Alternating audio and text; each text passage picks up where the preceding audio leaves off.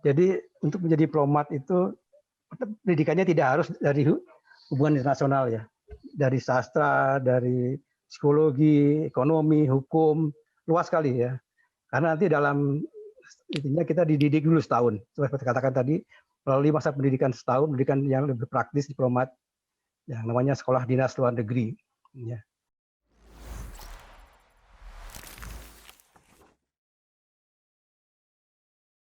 Selamat pagi, Ibu Bapak peserta yang hadir di webinar pagi ini. Terima kasih atas kedatangannya, kehadirannya, dan kepesertaannya di acara Bincang Buku yang kali ini akan membahas buku Diplomasi Empat Benua karya Bapak Andra Jati. Jadi Bincang Buku diadakan oleh penerbit buku Kompas ya, untuk membahas buku tertentu atau topik tertentu. Jadi ada waktu itu kita pernah mengadakan topik tentang 1 tahun pandemi atau membahas tentang buku-buku yang pernah yang diterbitkan oleh BPK. Jadi pada pagi hari ini akan hadir Pak Andra Jati dan buku ini akan dibedah oleh Mas Pascal Bin Sajo dan dimoderatori oleh Mbak Debbie. Untuk membuka acara ini kami persilahkan Mas Haryo Damardono sebagai wakil redaktur pelaksana harian Kompas untuk dapat memberikan sepatah dua patah kata untuk memberi sambutan untuk pembuka acara ini. Kami persilakan Mas Haryo. Terima kasih. Terima kasih Mas Patris. Assalamualaikum warahmatullahi wabarakatuh. Selamat pagi Pak Andra Jati, Mas Pascal, Mbak Deborah. Selamat pagi juga untuk para peserta diskusi yang nggak bisa kita lihat nih karena yang di sini kan untuk panelis ya.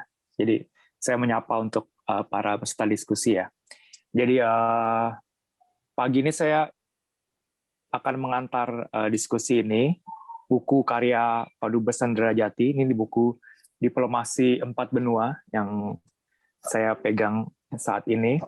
Jadi saya akan memberikan 3 catatan ya. Pertama catatan tentang diplomasi tentu saja. Yang kedua catatan personal saya terhadap buku ini. Yang ketiga catatan profesional saya. Jadi yang pertama soal diplomasi ya. Jadi saya sebenarnya Pak Dubes saya sebenarnya tertarik juga sih dengan dunia internasional ya. Jadi kebetulan dulu ketika saya kuliah pengajar saya itu Profesor Hikmahanto. Jadi ya dan dia kan kebetulan anak Dubes ya. Kalau nggak salah masa kecilnya tuh di Kamboja dan di Singapura ya ikut bapaknya yang pindah-pindah. Mungkin juga seperti putra-putra dari Pak Andra Jati juga. Saya selalu duduk depan waktu kalau kuliah dulu hukum internasional. Cuma mungkin karena saya sadar diri bahasa Inggris saya nggak terlalu bagus, saya nggak jadi diplomat. Mungkin karena itu. Tapi itu juga mungkin ya saya juga nggak pernah di desk internasional di Kompas Pak. Mungkin sama kalau Bang Pascal kan palang melintang nih di desk internasional. Ya mungkin karena dulu seminari, jadi kalau nggak bisa bahasa asing dimarahin dulu mungkin di Flores sana. Jadi itu ya menarik lah. Saya baca ini buku yang menarik. Bapak udah pergi ke 14 negara penugasan di 4 benua. Dan benar ya kata Bapak bilang bahwa kadang-kadang hidup itu takdir ya, nasib, garis tangan. Jadi kadang ada diplomat yang hanya di Eropa saja atau hanya di Asia aja, Bapak bisa 4 benua. Itu sebagai sebuah individu menjadi kaya akhirnya dengan pengalaman seperti itu ya. Dan benar juga yang Bapak bilang di buku bahwa untuk menjadi diplomat tuh harus passionate ya, tidak terpaksa gitu. Kadang-kadang saya penugasan ke luar negeri, saya ngeliat diplomat muda ada yang loyo-loyo gitu. Kenapa nih ya, salah apa ya? Apakah dia kurang cocok negaranya atau apa? Tapi kan harusnya kalau yang saya baca di buku Bapak ini harusnya passionate ya. Ini buku ini jadi menurut saya jadi menarik, terutama juga dibaca oleh para diplomat muda Indonesia ya, untuk bagaimana memaknai dari setiap penugasan gitu. Dan siapa sangka ya menjadi diplomat tuh ternyata bisa menyelamatkan hidup ya. Bapak bercerita ketika tugas di KBRI Singapura ya, mungkin berkat Bapak gitu ya, menyelamatkan hidup Ibu Rohana, ada Ibu Juminem, Siti Aminah kan, berkat bantuan KBRI yang mencarikan lawyer, mereka akhirnya bebas dari hukuman mati kan. Karena kadang-kadang kan posisi orang Indonesia di luar negeri mungkin tidak selalu beruntung, tidak juga mudah mencari pengacara. Cuman berkat dicarikan pengacara, mereka bisa membela diri bahwa mereka tidak melakukan pembunuhan apa segala macam. Jadi kalau saya sih sebagai diplomat bisa menyelamatkan hidup orang, yaitu sebuah buah positif dari perjalanan karir saya kan. Tidak hanya perjalanan karir menunaikan tugas negara, tapi juga menyelamatkan orang. Itu yang menarik. Catatan personal saya, Pak. Jadi saya tertarik dengan bukan tertarik sih ya, makanya terprovokasi dengan dengan di sampul ini ada Bapak dengan background saya Blu-ray. Jadi Bapak dengan Paus Yohanes Paulus II, ya kan? Saya punya cerita yang menarik di kantor kita. Jadi tahun 95 itu ya, 95 itu Sabtu 28 Oktober 95 itu ada seorang wartawan Kompas namanya Bambang SP ditugaskan ke Vatikan. Nah, seperti tadi Bapak cerita di awal, di background ya, ketika kita masih bincang-bincang, kadang wartawan tuh nggak bisa milih penugasan, Pak. Seperti Bapak, misalnya Bapak nggak bisa misalnya milih jadi dubes di Belanda gitu. Tapi kan alih-alih ditugaskan misalnya di Belgia atau jadi dubes di Afrika. Kompas juga nggak bisa. Yang menarik ketika itu, Pak Bambang SP itu Muslim, Pak. Jadi ketika Muslim, dia ditugaskan untuk bertemu dengan Paus di Vatikan. Dan ketika balik ke Indonesia, dia selalu bertanya, kamu Katolik kan? Iya. Udah pernah ketemu Paus belum? Belum. Ya, gitu. Jadi bertahun-tahun, Pak. Bertahun-tahun kalau dalam bahasa gaulnya dia ngecengin kita nih, orang-orang Katolik ini dengan, loh, kok nggak pernah ketemu Paus? Gimana sih? Gitu.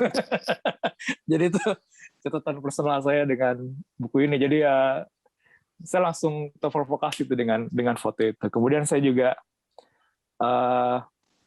Bapak cerita soal yang menarik nih Pak, yang personal ya. Bapak cerita soal pengalaman nyetir di Kanada Pak ya. Di Kanada di salju bawa Pak Emil Salim, padahal waktu itu belum lancar. Nah saya kebetulan juga sama Pak. Saya kebetulan pertama kali setir kiri itu di Kanada juga Pak. Itu dengan mobil kalau nggak salah dulu GMC yang dipinjami oleh konjen Indonesia di Toronto. Waktu itu saya mau ke Niagara, Pak. Niagara saya dipinjemin mobil itu dengan juru bicara Kementerian Perhubungan, Bambang Ervan, ditemani lokal staff. Tapi saya nyetir, Pak.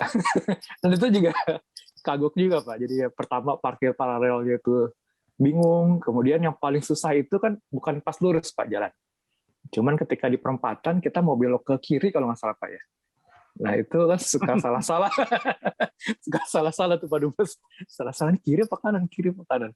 Jadi sangat personal sekali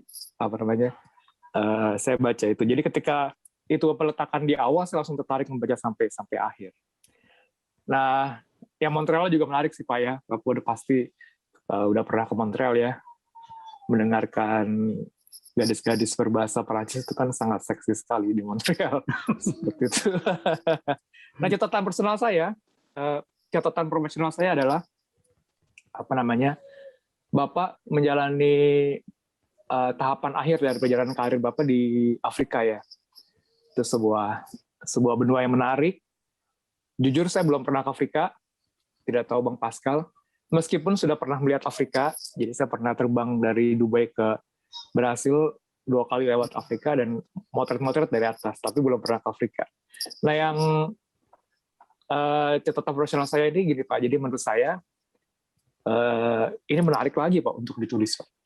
Jadi tidak hanya kan kita hanya seperti melihat snapshot di di bab terakhir ini Pak ya. Jadi misalnya kita hanya melihat misalnya bagaimana tata cara penerimaan seorang dubes apa segala macam.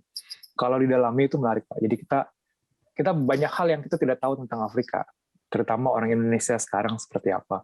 Mungkin Bapak bisa bandingkan dengan saat-saat Bapak dulu penugasan dengan saat-saat sekarang. Apakah ada perkembangan apa tidak? Kemudian juga tadi misalnya di diskusi awal kita juga cerita soal Ebola ya, bagaimana penanganan Ebola di sana dibandingkan dengan COVID sekarang seperti itu. Jadi menurut saya tampaknya nih Mas Patris kayaknya bukan pertama kali dan terakhir kalinya nih Pak Dubes menulis buku nih. Jadi apalagi sekarang kita harus lockdown, mungkin juga PPKM diperpanjang, kan ngapain lagi Pak ya di rumah kalau nggak nulis, ya nggak Pak? Betul. Jadi seperti itu, tiga catatan saya. Jadi terima kasih Pak Dubes Andra Jati atas bukunya, yang tentu sangat menginspirasi kita, terutama nanti adik-adik yang teman-teman yang masih berusia muda, yang kadang-kadang ingin berpikir, enak nggak sih jadi diplomat? Menurut saya itu enak banget. Jadi kesempatan untuk melihat dunia ya, kapan lagi, dan 14 negara, tugas untuk negara, tapi dibayarin negara juga kan. Nikmat sekali gitu. Jadi luar biasa pasti pengalaman hidupnya. Terima kasih begitu, selamat berdiskusi. Terima kasih Mas Patris, terima kasih Pak Dubes Andra Jati. Silakan. Terima kasih. Ya, terima kasih banyak Mas Aryo atas sambutannya yang memberi semangat nih. Berarti ditunggu ya Pak Andra Jati ya, buku selanjutnya. Siap Mas Patris. Ya, baik. Saya ingin juga menyampaikan bahwa penerbit buku Kompas sangat konsen untuk menerbitkan buku-buku dari duta besar maupun diplomat. Pengalaman-pengalaman para duta besar dan diplomat ini sangat memperkaya, baik bagi generasi muda maupun juga sebagai bacaan yang memperkaya untuk masyarakat umum. Begitu. Jadi kita nggak tahu cerita tentang Afrika kalau mungkin Pak Andra Jati nggak cerita. Kita nggak tahu buku selanjutnya juga ada dari Pak Jumala tentang pemikiran-pemikiran beliau gitu kan selama menjadi dubes. Dan itu semua sebetulnya bisa memberi masukan, dan saya terus terang mendorong teman-teman diplomat maupun yang duta besar yang saat ini kami kenal untuk menuliskan pengalaman-pengalaman tersebut, karena itu memang sangat berharga bagi bangsa ini. Mbak Deborah Laksmi Indraswari yang hari ini akan menjadi memoderatori acara ini. Mbak Deborah akrab dipanggil dengan Mbak Debi, adalah peneliti di Litbang Kompas pada bidang pembangunan kota dan daerah, lingkungan, dan tren global. Mbak Debi adalah lulusan Fakultas Geografi UGM pada tahun 2017 dan bergabung di Litbang Kompas sejak 2018. Saat kuliah, Mbak Debi banyak meneliti tentang pembangunan dan perkembangan daerah, antara lain di Kabupaten Temanggung, Kota Yogyakarta, Pulau Obi di Halmahera Selatan, dan berbagai daerah lain. Kami persilakan Mbak Debi untuk memandu acara ini. Selamat menikmati diskusi. Ya. Baik, terima kasih Mas Patris atas waktunya. Selamat pagi menjelang siang, Bapak, Ibu, teman-teman sekalian, Sobat Buku Kompas yang sudah hadir dalam pertemuan siang hari ini. Meskipun dalam situasi pandemi, tetapi terima kasih teman-teman masih tetap bersemangat untuk menimba ilmu, mengikuti diskusi pada siang hari ini yang tentunya pasti akan sangat menarik. Nah, sebelumnya perkenalkan, saya Deborah Laksmi, bisa dipanggil Debi, peneliti Litbang Kompas, yang akan memandu diskusi ini selama kurang lebih 2 jam ke depan. Nah, bersama dengan kita saat ini sudah hadir nih narasumber kita hari ini, yaitu ada Bapak Andra Jati. Selamat pagi, Bapak. Selamat pagi, Mbak Debi. Ya, sehat-sehat ya, Pak ya? Alhamdulillah sehat. Ya, kemudian ada juga pembedah buku kita hari ini yang menjadi narasumber juga, yaitu Mas Pascal S. Bin Sanju atau Mas Cal. Halo, Mas Cal. Selamat pagi, Mbak Debi, Pak Dubes, dan semua yang hadir di sini. Salam sehat selalu. Ya.